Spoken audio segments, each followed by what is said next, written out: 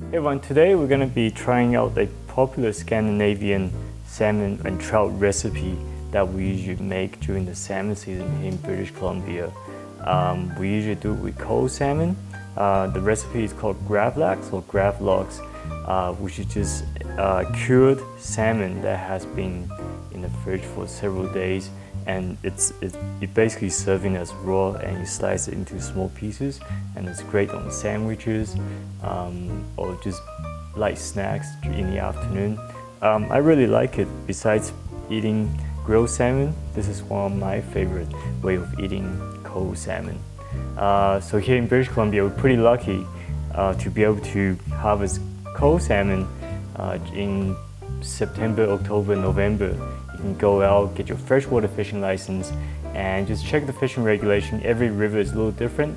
So some river allows you to keep 4 fish, while other river allows you to keep 2 fish, while some rivers don't have any retention at all.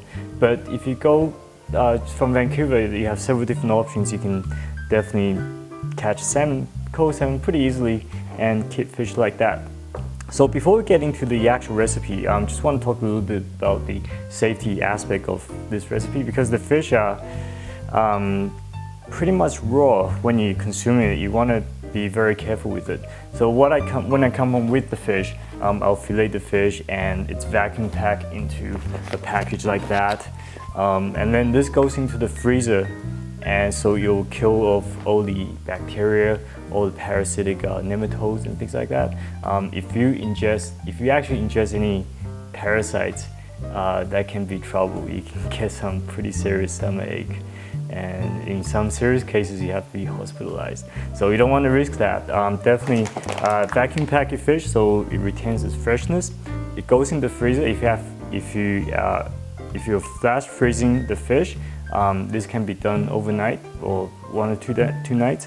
But if you just put it in your regular home freezer, this has to stay in the freezer for over a week and before it come out. So these fish, I caught them about 2 weeks ago. Been pretty lucky with during 1 or 2 trips, being able to keep a few fish. So these are coho salmon, as I mentioned.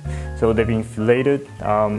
When I took these ones out, you had to get rid of all the bones, because you don't want to be picking bones when you're eating them.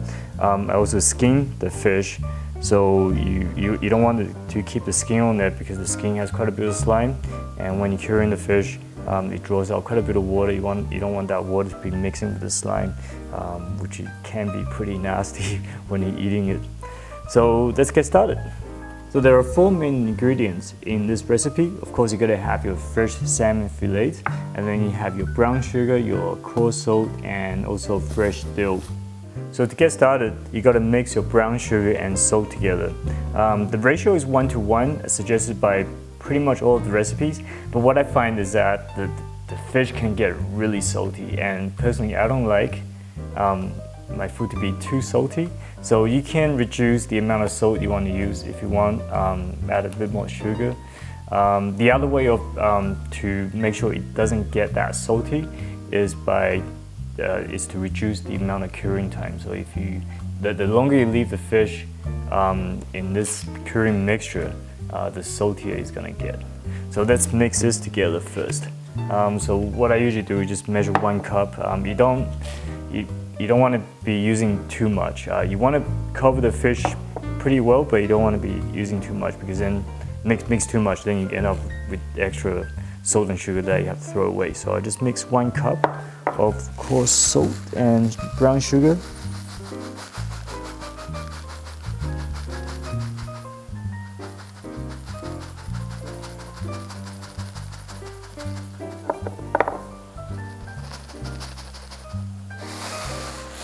Now, actually, like I say, I don't want mine to be too salty, so I'll just use a little bit less than 1 cup. So it really depends on your taste. You can vary a little bit. And there's your brown sugar.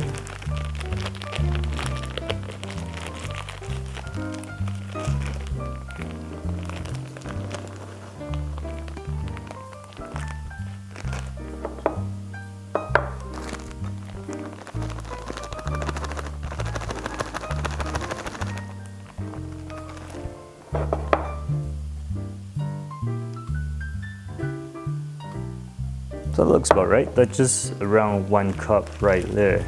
So that goes into the bowl with the salt as well.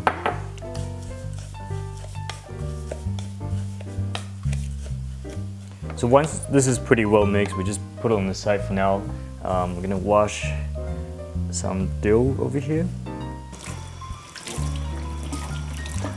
So once the dill is washed, just wanna dry it up quite a bit with a paper towel.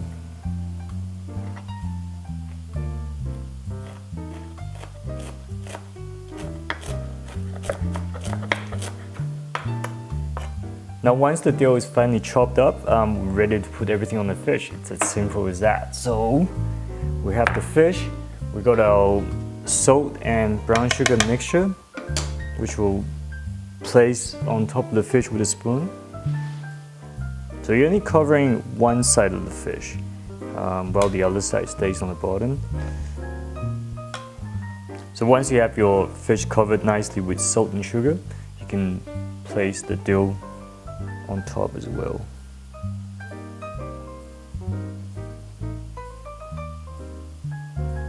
Then once you have your dill on top of the fish, I'm going to flip one of the fillets and then put on top the other one.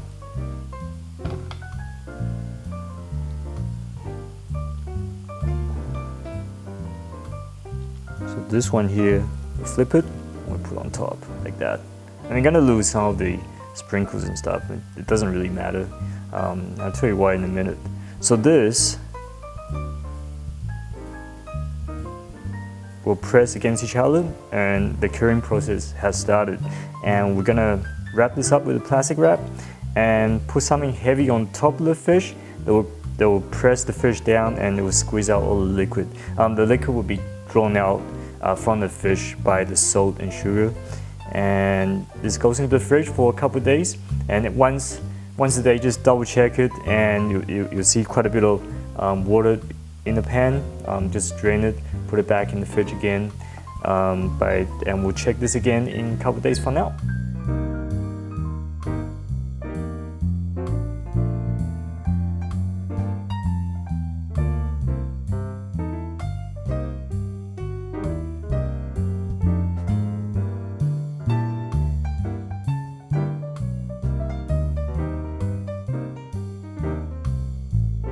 Okay, so our fish have been in the fridge for 2 days now. I took it out after one night. I just drained all the brine out because when you have it in the cure, it's gonna draw out all the water from the fish. So there was actually quite a bit of water in the tray, so I just poured it out. You don't want that fish to be soaking in that water for too long. So there's 2 layers, of course, there's 2 fillets. The bottom one is probably gonna be saltier than the top one just because it sits on the brine longer than the other one. I'm gonna take the top one off just now, and you can see this is a lot firmer than before because most of the water has been taken out from the fish. And the first thing I'm gonna do is to wash all this off, wash the salt, sugar and dill off. Some people actually just brush everything off. Personally, I prefer to wash everything off just because I don't want that salt to stay on the fish. Otherwise, you just get saltier as you leave the fish. So let's wash this off first with cold water, of course.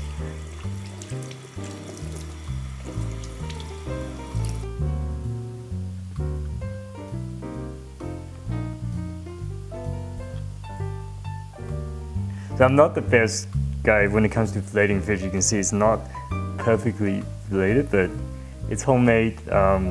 It's satisfactory, I would say. So we want to get most of that moisture off again. And once you've done that, I'm actually going to sprinkle more dill on the top, just to cover on one side, skin side down, so you have the bone side on the top. And I have some dill already cut up, and we're just gonna get it on there.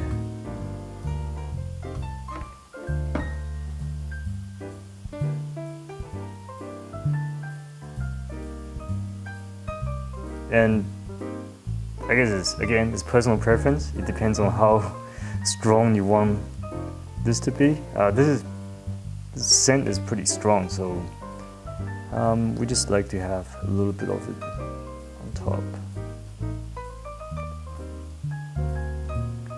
Once that's done, this is ready. You just gotta cut it. Obviously, you're not gonna just grab the whole fish and start eating it. So you want to grab your filleting knife and slice this into thin pieces. So what I like to do is to go from in the middle. So do one side, so diagonally like that, and then just thinly slice across like that.